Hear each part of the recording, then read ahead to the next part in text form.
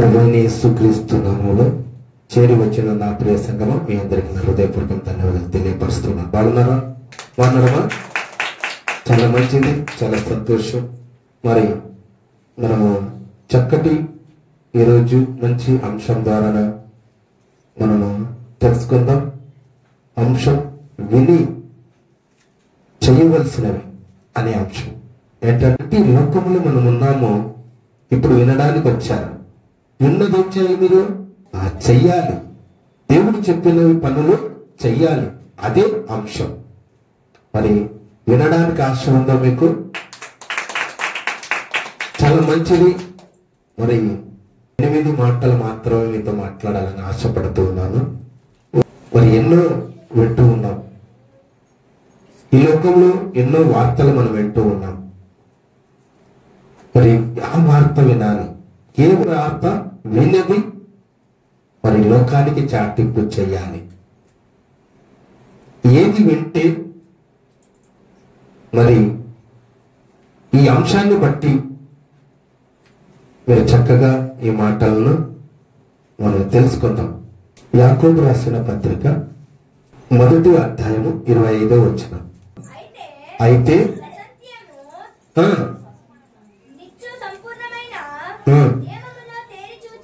తేరి చూసి నిలకడగా ఉండువాడెవడో వాడు విని మరచువాడు కాక క్రియలు చేయువాడై ఉండి తన క్రియలు ధన్యుడగును. ఏమంటారు? విన్నది ఏం చేయాలంట? మరచిపోకూడదు. ఏమంటాడు? మీరు ఎలా ఉండాలంటున్నాడు? విని మరిచిపోకూడదు కాక క్రియలు చేయువాడై ఉండి. క్రియలు చేసేవాడై ఉండాలంట. క్రియలంటే ఏంటండి? పని, దేవుని పని. క్రియలంటే దేవుని పని. దేవుని పని కొరకు ఈ లోకానికి వచ్చామని నీ మర్చిపోవద్దు అంటున్నాడు దేవుడు. మర్చివాడు కాక క్రియలను చేయువాడై ఉండి తన క్రియల్లో ధన్యుడగును. ధన్యురాలైతే నువ్వు ధన్యుడుగా పిలుస్తాడు దేవుడు. ఏం చేస్తే? దేవుని పని చేస్తే ధన్యురాలు. దేవుని పని చేసే ధన్యుడిగా పిలుస్తాడు. నీకు బోనస్ ఇస్తూ ఉన్నాడు. మీకు అన్ని కూడా ఎలా పెట్టాలని పని కొద్దిగా చేస్తే చాలు, నీకు కొద్దిగా ఇవ్వాల్సింది ఆయనకి ఎక్కువ ఇస్తాడనమాట. అంటే రహస్యమైన నిధులు దాచి ఉంచాడు ఆయన. రహస్యమైన నిధులు నీ కొరకు దాచి ఉంచాడు. అందుకే మీరు ధన్యులని పిలుస్తూ ఉన్నారు. మరి దేవుని పని చేసేవారు ఉన్నారా? మరి విన్నది పాటించే వ్యక్తులై ఉన్నారా? విన్నది నెమరు వేసుకునే వారుగా ఉన్నారా? విని మెదడుకు పొదులు పెట్టేవారు ఉన్నారా? విని బైబిల్ మీద పట్టు కలిగిన వారు ఉన్నారా? నా క్రియలు చేసేవారై ఉన్నారా అని దేవుడు అందరికీ కూడా మీ అందరితో సూటిగా పరిశుద్ధాత్మ దేవుడు మాట్లాడుతూ ఉన్నాడు. ఏం చేయమంటున్నాడు? మర్చిపోతున్నాడు. విని మరచువాడు కాక అంటే ఏమని? విన్నది మర్చి ఉన్నారు మానవులు అని దాని అర్థం. ఈ చెవులో వదిలిపెడతారని దాని అర్థం. ఎందుకంటే సృష్టి చేసిన సృష్టికర్త ఆయనకి తెలుసు నీ స్వభావం. నీ సోమరిపోతుగా, దేవుని పని చేసేవాడిగా, దేవునికి ఇష్టమైన వాడుగా ఉన్నావా? ఆయన క్రియలను విన్నవి చేస్తూ ఉన్నావా లేదా? ఎవరికి తెలుస్తాయి? దేవునికి తెలుస్తాయి. ఎందుకు పనికిరాని దాన్ని పనిముట్టుగా చేసుకోవాలని ఆశ కలిగి ఉన్నాడు ఆయన. పనికిరాని వాడిని బలంగా దేవుడు బలపరిచేవాడే ఉన్నాడు. నీకు బలమునిచ్చి, శక్తి లేనటువంటి కూడా శక్తినిచ్చి ఆయన పని చేయాలని అని దేవుడు కోరుకుంటూ ఉన్నాడు. మరి ఏమంటున్నాడు అక్కడ? ఇది విని మరిచేవాడు కాక క్రియలను చేయువాడై ఉన్నాడంట. చేయువాడు ఉండాలి. నువ్వు లేకపోతే ధన్యుడైతే చేస్తే నువ్వు ధన్యురాలు అని మొదటి మాట మనం తెలుసుకున్నాం. రెండో మాట కూడా మనం వెళ్దాం. సామెతలు 1వ అధ్యాయము 23వ వచనం. నా గద్దింపు విని ఏమంటున్నాడు అక్కడ? తిరుగుడు. ఏమంటున్నాడు? నా గద్దింపు, నేను చెప్పే మాటలు, నేను సూటిగా మీతో గద్దిస్తూ ఉన్నాను. ఈ గద్దింపులకు విని ఏమంట? తిరుగుడి. లోకం వైపు తిరుగుమనలేదు ఆయన, మనుషుల వైపు తిరుగుమనలేదు ఆయన. ఎవరి వైపు తిరగాలి? నువ్వు దేవుని వైపు తిరగాలి. ఎందుకంటే గద్దిస్తూ ఉన్నాడు, మిమ్మల్ని సూటిగా గద్దిస్తూ ఉన్నాడు. మీరేం చేయాలి? విని ఏం చేయాలి? ఆయన వైపు తిరగాలి. మరి ఆయన ఉద్దేశం ఏంటి? నా వైపు మీరు తిరగలేదు, నా వైపు మీరు చూడడం లేదు, మీరు లోకం వైపు చూస్తూ ఉన్నారు, నా కథల వైపు తిరుగుతూ ఉన్నారు, ఈ లోకంలో ఉన్నవి ఆశిస్తూ ఉన్నారు, లోకంలో ఉన్న దానిపైన మీరు ఉంటూ ఉన్నారు, ఆశలు ఉంటున్నాయి. కాబట్టి నా వైపు తిరగడం లేదు, నా వైపు చూడడం లేదు అని దేవుడు చెప్తూ చదువునా, నా గద్దింపును విని తిరుగుడి. నా గద్దింపునకు విని తిరగండి. విని తిరగండి. ఆలకించండి. ఆలోచించడానికి మీకు అవకాశం ఇచ్చాడు. ఆలోచించండి. జ్ఞానం ఇచ్చాడు. ఆలోచించండి. ఎవరికి ప్రపంచంలో ఎవరికి లేని జ్ఞానం నీకే ఇచ్చి ఉన్నాడు దేవుడు. ఆలోచించు. ఆలకించండి. నా ఆత్మను మీ మీదకి ఏమట కుమ్మరించి ఉన్నాడు. ఆయన ఆత్మలందరికీ ఇచ్చి ఉన్నాడంటూ ఉన్నాడు. నా ఉపదేశములను, నా మాటలను, దేవశోధునితో మాట్లాడుతున్న మాటలను మీకు తెలిపెదను. నేను పిలువగా మీరు వినకపోతిరి. నేను పిలుస్తూ ఉన్నాను. సహోదరి సహోదరులారా, నా ప్రియాతి ప్రియ బిడ్డలారా, నా వైపు మీరు తిరగండి, జ్ఞానమును నేర్చుకొనుడి, పరలోకమును చేరండి అని చెప్పి గద్దిస్తూ ఉన్నాను. నా చెయ్యి చాపగా ఎవరు లక్ష్య పెట్టకపోయారు. ఎవరు లెక్క లేకున్నట్టు బ్రతుకుతూ ఉన్నారు. ఆయన చెయ్యి కూడా చూడలేని పరిస్థితిలో ఉన్నారు. నేను చెప్పిన బోధ ఏమీ వినకపోయిరి. వినక త్రోసివేశారంట. ఇప్పుడు చెప్పబోయే మాటలంట వాటి ప్రజెంట్ మెయిన్ ఆప్షన్లు మీ జీవితాలు ఉన్నాయేమో.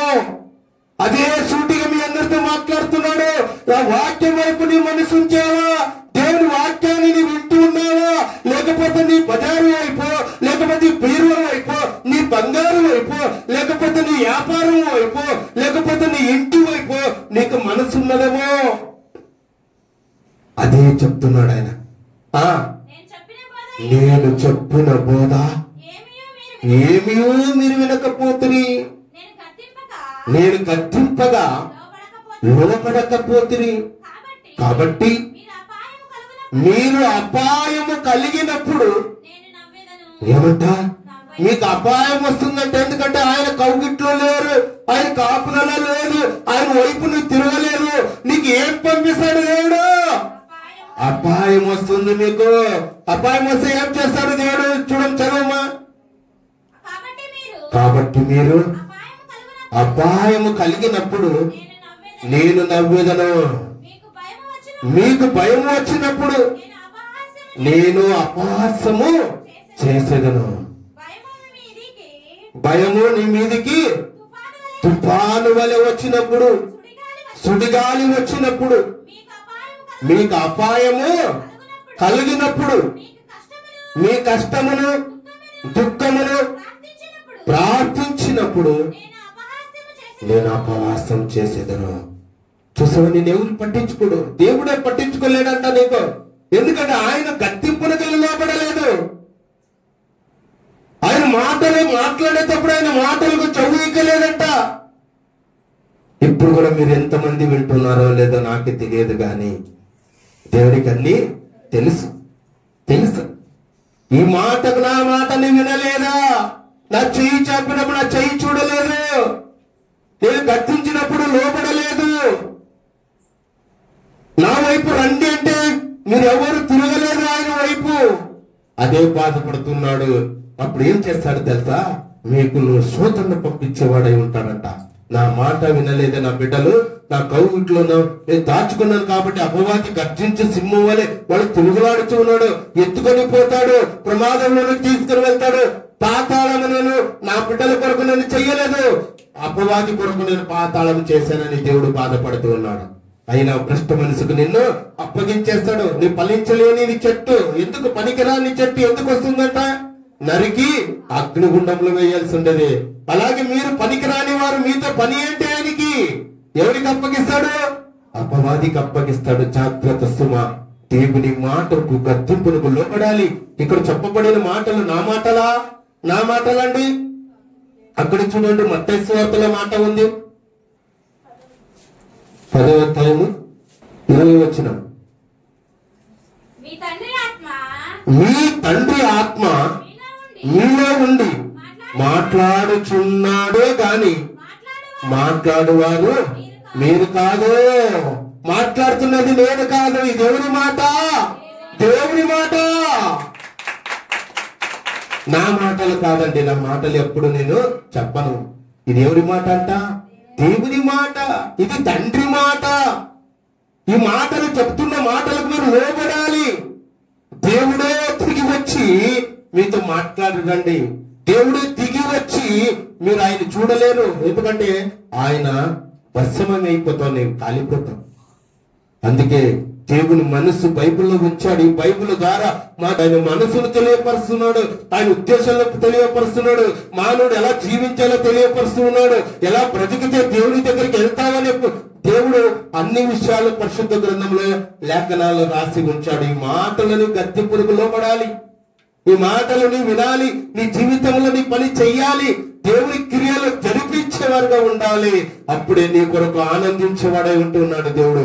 ఇది రెండవ మాటగా మనకు తెలుస్తూ ఉంది. 32వ వచనం కూడా చదవండి. జ్ఞానము లేని వారు దేవుని విసర్జించి ఏమంట? దేవుని విసర్జిస్తే, దేవుని మాటలు మీరు తోసివేస్తే ఏమిస్తాడు నీకు బోనస్? ఏమవుతుందంట? ఎవరంటున్నారు? దేవుడు అంటున్నాడంట, నేను కాదు. ప్రతి ఒక్క దానికి అపార్థాలే మీరు చేసుకోవడం మంచిది కాదు. దేవుని మాటలు మీకు తెలియపరుస్తున్నాను, దేవుడే మీకు మాట్లాడుతూ. ఎందుకంటే రే అక్కడ కింద పడతారా, డేంజర్ ఉంది అక్కడ అని హెచ్చరిక ఎందుకు వేస్తారండి? బోర్డు ఎందుకు వేస్తారు?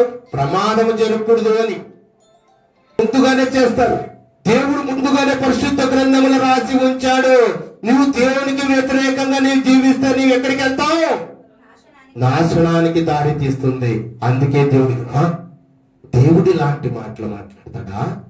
ఇలాంటి మాట్లాడితే ఎలా? మమ్మల్ని ఎప్పుడు క్షమించాలి కదా. కన్న తండ్రి ఎప్పుడు క్షమిస్తాడండి? తప్పులు చేసే కూతురు కావచ్చు, కుమారుడు కావచ్చు, ఊరినే ఉంటారా? తల్లిదండ్రులు గమనిస్తూ ఉంటారు, నేను చేసే పనులన్నీ గమనిస్తూ ఉంటారు, ఊరినే ఉంటారా? చెప్పండి. రక్తం వాడలేని తండ్రి కుమారునికి విరోధి. రక్తం వాడలేకపోతే వాడు కుమారుడు అంట నీకేమవుతాడు? విరోధి అవుతాడు, శత్రువు అవుతాడు, తెలుసా? అందుకే దేవుడు హెచ్చరిస్తూ ఉన్నాడు, ఈ ప్రమాదము పొంచి ఉంది, ఈ ప్రమాదానికి నేను వెళ్ళకూడదు. అది డేంజర్ అని రోడ్డు మీద పెట్టింటారు, అక్కడ నేను అలాగే వెళ్తానంటే ఎవరికంటే ప్రమాదం? వెళ్ళిన వారికి. అవునా కదా? దేవుడు కూడా హెచ్చరిస్తూ ఉన్నాడు. ఇక్కడ ఏమని హెచ్చరిస్తున్నాడంటే, దేవుణ్ణి జ్ఞానము లేని వారంట దేవుని విసర్జించి నాశనమగుదురంట. దేవుని ద్వారా నువ్వు పొందుకున్నావు, దేవుని ద్వారా ఆయుష్ పొందుకున్నావు, దేవుని ద్వారా నరునిగా తయారు చేసి లోకంలో జీవించడానికి, బ్రతుకునిచ్చడానికి ఈ లోకానికి నీకు తీసుకుని వచ్చాడు. నువ్వు తినడానికి అన్నిటిని కూడా ఈ లోకంలో సమకూర్చాడు.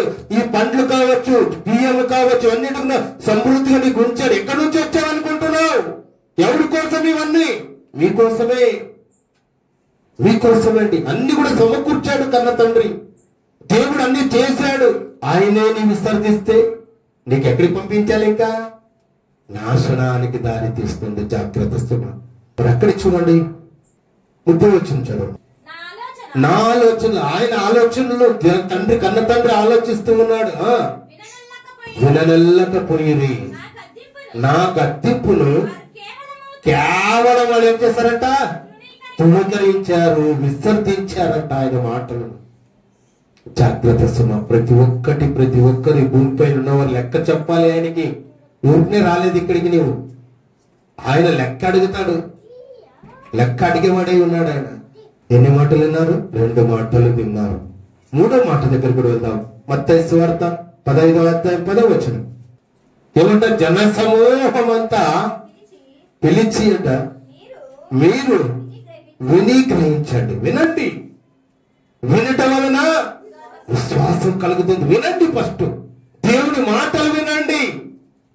లోక వార్తలు కాదు వినవలసింది. టీవీలో వచ్చే న్యూస్ కాదు వినవలసింది. పేపరు కాదండి. నేను బతికించేది ఏదంటే బతికించేది దేవుని వాక్యమే. చదువు. జన సమూహము అంటే జనాలందరూ కూడా పిలిచారంట. మీరందరూ కూడా వాక్యమును విని గ్రహించండి, తెలుసుకోండి. జ్ఞానం ఇచ్చాను, తెలివినిచ్చాను, బుద్ధినిచ్చాను, వివేకాన్ని ఇచ్చాను. మీరు తెలుసుకోండి అనే మాట, విని గ్రహించండి అనే మాట మనం తెలుసుకుంటున్నాం. 4వ మాట కూడా చూద్దాం. సామెతలు 19వ అధ్యాయం 20వ వచనం. నీవు ముందుకు జ్ఞాని అగుటకై ఆలోచన విని ఉపదేశమును అంగీకరించండి. ఉపదేశమును అంగీకరించండి. ఆ వాక్యము హృదయంలో ఉంచుకోండి. ఉపదేశము వినండి, హృదయంలో దాచుకోండి. రాబోయే దినానికంట ఏమంటున్నాడంట? అంగీకరించండి, విని అంగీకరించండి, తెలుసుకోండి అనే మాటలు మనకు ఎన్ని మాటలండి? 4 మాటలు మనకు కనిపించాయండి. 5వ మాట దగ్గర కూడా వెళ్దాం. సామెతలు 23వ అధ్యాయం 19వ వచనం. నా కుమారుడా, నీవు విని ఏమంటున్నాడు? ప్రతిసారి నీకేం చెప్తున్నాడు ఆయన? విను విను విను విను విను విను విను విను అంటే నీ వినడం లేదు. ఏదో ఆదివారం వస్తే సరిపోతుందిలే, ఆదివారం వస్తే ప్రార్థనలో కూర్చోంటే చాలు, నాకు ఆశీర్వాదాలు వస్తాయనుకుంటున్నావా? నాకు దీవెనలు వస్తాయనుకుంటున్నావా? నో అండి. మందిరానికి వస్తే ఎంత, రాకపోతే ఎంత? ఏమై ఉండాలి? నువ్వు విన్నది నీవేం చేయాలి? ఆయన పని చేయాలి. ఆయన పని చేయాలి. విని మర్చివాడు కాక క్రియారూపకులుగా కనపరచాలి. విని దేవుని వైపు తిరగాలి. విని గ్రహించండి, విని అంగీకరించాలి. చదువున్నాను 23వ అధ్యాయం 19వ వచనం. నా కుమారుడా, నీ విని జ్ఞానము తెచ్చుకో. జ్ఞానం తెచ్చుకో, జ్ఞానం తెచ్చుకో. వినటం వల్ల ఏమవుతుందట? విశ్వాసం వస్తుంది. వినాలి. మొట్టమొదటిగా వింటే నీకేమొస్తుంది? విశ్వాసం కలుగుతుంది. చదువునా. నా హృదయమును ఏమంట? దేవుని హృదయం ఎలాంటిదంట? యథార్థమైనది. ఏమంట? త్రోవల యందు చక్కగా నడిపించుకొనుము. త్రోవల్లో నడిపించుకునే దేవుడు ఆయన. ఆయన హృదయం ఎలాంటిదంట? యథార్థమైన హృదయం అంట దేవునిది. మన హృదయాలు ఎలా ఉన్నాయి? ఘోరంతో నిండిపోయిన హృదయాలు, పాపంతో నిండిన హృదయాలు, కళ్ళమసలతో నిండిన హృదయాలు, కుళ్ళు కుతంత్రులతో నిండిన హృదయాలు. ఎందుకంటే నీ వినలేదు కాబట్టి సత్యం. దేవుని వాక్యం నువ్వు విసర్జించావు కాబట్టి నీకు అర్థం కాలేదు. దేవుని ఆత్మ నాలో ఉన్నదని గ్రహించడం లేదు కాబట్టి నీ కుళ్ళు కుతంత్రాలు నీలో ఉన్నాయి. అందుకే దేవుడు ఏం చెప్తున్నాడు? నా హృదయము యథార్థమైనది. యథార్థమైనది. నీ రూటంతా సరళం చేస్తాడు ఆయన. నీ ప్రార్థన చేసుకుంటున్న వెంటనే నీ పనులని సక్సెస్ చేస్తాడు ఆయన.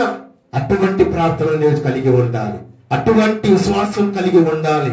అలాంటి ప్రార్థన నీవు కలిగి ఉండాలి. ఎప్పుడు వింటే వస్తుంది నీకు. వినలేదనుకో ఎవరికి లెక్క చెప్పాలి? దేవునికి అండి. నాకు చెప్పవచ్చు, చెప్పుకోపోవచ్చు. నేను మనుషులు సంతోష పెట్టువాడు మాత్రమే కాదండి. ఎవరినైనా నేను ఖండిస్తాను, గద్దిస్తాను. నా ఇంట్లో వల్ల నాకు ఎక్కువ కాదు, మా బంధువులు అంటే నాకు ఎక్కువ కాదు. దేవుని చిత్త ప్రకారం ఎవరు నా తల్లి, ఎవరు నా తండ్రి, తండ్రి చిత్తమును నెరవేర్చేవాడే నా సహోదరి సహోదరుడు అంటాడు యేసుక్రీస్తు ప్రభు. 2025 సంవత్సరం కిందటి భూలోకంలో ఉన్నప్పుడు యేసుక్రీస్తు ప్రభు తప్పిపోయాడు అనుకున్నారు. తప్పిపోయాడు అనుకున్నారు. అక్కడ పరిగెత్తుకొని వచ్చి వాళ్ళు మరియా, యోసేపు వాళ్ళంతా కూడా ఎదుగుతూ ఉన్నారు యేసు ప్రభుని. ఆయన తండ్రి పనుల మీద వచ్చాడు కాబట్టి తండ్రి పని గుర్తు పెట్టుకున్నాడు ఆయన యేసుక్రీస్తు ప్రభు. సమాజ మందిరంలో నిలబడి ఇలా వాక్యాన్ని బోధిస్తూ ఉన్నాడు. బోధించేటప్పుడు పరిగెత్తుకుని వస్తారు. వచ్చిన తర్వాత, అయ్యా నీవు ఇక్కడున్నావా? ప్రభు నువ్వు ఇక్కడున్నావా? నీ తల్లిదండ్రులు వెతుకుతూ ఉన్నారే, నువ్వు తప్పిపోయావని వెతుకుతూ ఉన్నారు అక్కడ సంతులు అన్నప్పుడు, ఎవరున్నా తల్లి, ఎవరున్నా సహోదరులు ఇక్కడ వింటున్నారే, వీళ్ళే నా సహోదరి సహోదరులు అంటున్నాడు యేసుక్రీస్తు ప్రభు. ఇది నేను కూడా అలాగే చెప్తూ ఉన్నానండి. నాకు ఎవ్వరికి నాకు చెడును నాకు సహించుకునడానికి నాకు ఇష్టం ఉండదు. ఇప్పుడే దేవుడు తీసుకుని వెళ్ళనండి, నా చింత లేదు. ఇప్పుడే తీసుకుని వెళ్ళని 2018లో పెద్ద ర్యాలీ చేశాం. రాయదుర్గం తాలూకాలో ఎవ్వరు చేయలేనిది దేవుడు మాతో చేయించుకున్నాడు. ఆయన సపోజ్ క్రిస్మస్ జిల్లా స్థాయిలోనే చేసేవాళ్ళు అందరూ. నాకు ఒక వేదన, నేను ఇక్కడ చెయ్యాలి. అంత పెద్ద పెద్ద చర్చిల వాళ్ళు ఉన్నారు ఇక్కడ, పెద్ద పెద్ద బిషప్లు అనుకునే వారు ఉన్నారు ఇక్కడ. నేను గొప్ప అనుకునే బాగా సేవకులు ఉన్నారు ఇక్కడ రాయదుర్గం తాలూకులో. కానీ నేను కూడా ఎదురు చూస్తూ, నాకు తెలియదండి, నేను కూడా ఎదురు చూస్తూ వాళ్ళు ఎవరైనా చేస్తే మంచిది కదా, వేరే జిల్లాల్లోనే చేస్తూ ఉన్నారు, మరి ఇక్కడ చేసేవాళ్ళు లేరే అని ఎదురు చూశాను. ఎందుకంటే దేవుడు నాతో మాట్లాడి, అయ్యా ఎందుకు నువ్వు ఆలోచిస్తూ ఉన్నావు, నువ్వే చెయ్యి అన్నాడు. 80,000 అయిందండి, 80,000 అయింది. అది చేయడానికి కూడా కుళ్ళు కుతంత్రాలు పెట్టుకుని రాత్రికి తిరిగారు. రాత్రికే ఆయన మేస్త్రి, ఆయన ఒక కూలి పని చేసుకునే తినేవాడు. చేపలు పెట్టేవాళ్ళు ఎవరండి? పేతురు. కార్పెంటర్ పని చేసిన వాళ్ళు ఎవరండి? యేసుక్రీస్తు ప్రభువు. మరి నేను పని చేస్తే తప్పేంటండి చెప్పండి? నేను పని చేసుకుని తినకూడదా? పని చేయకూడదా?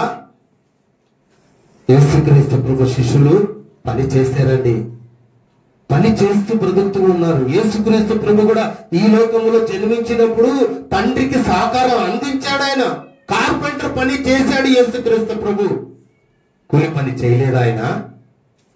చాలా మంది వేళనే చేశారండి. నేను ఎవరి దిక్కు చూడలేదు, యేసయ్య వైపు చూశాను.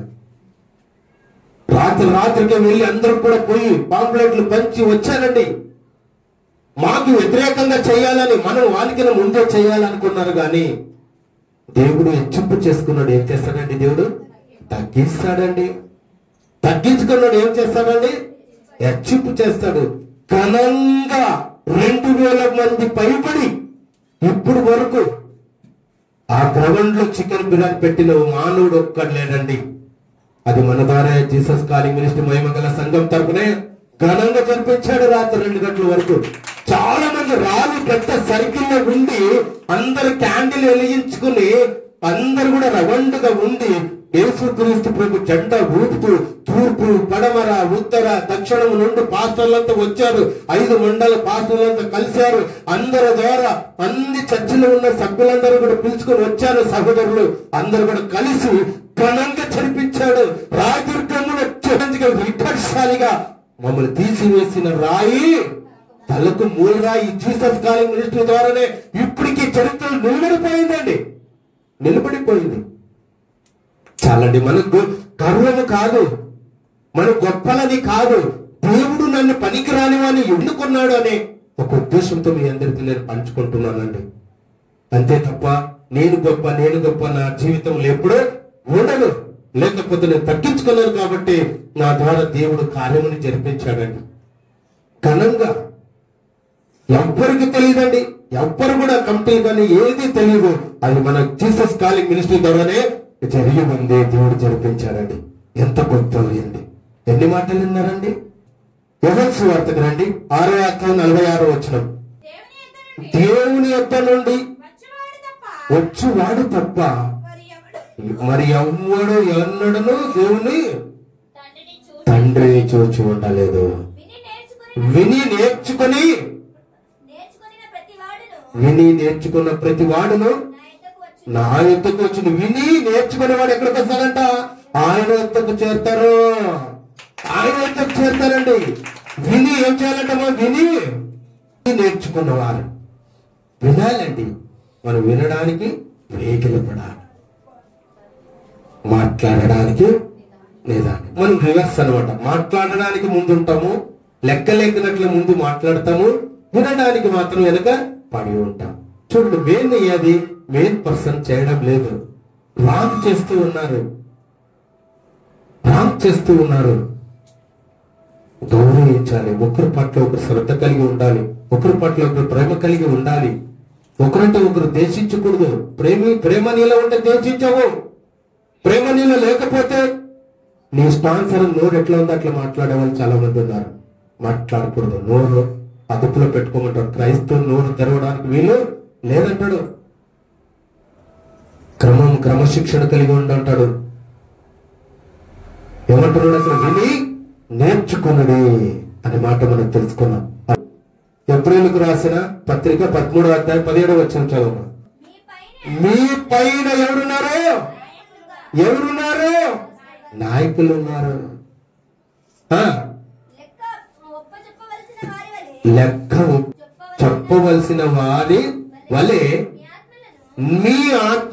మీ ఆత్మలను కావుచున్నారు. మీ ఆత్మలను లెక్క చెప్పవలసిన వారై ఉన్నారు. దేవునికి విని లోబడి ఉండండి అనే మాట మనకు కనిపిస్తూ ఉంది.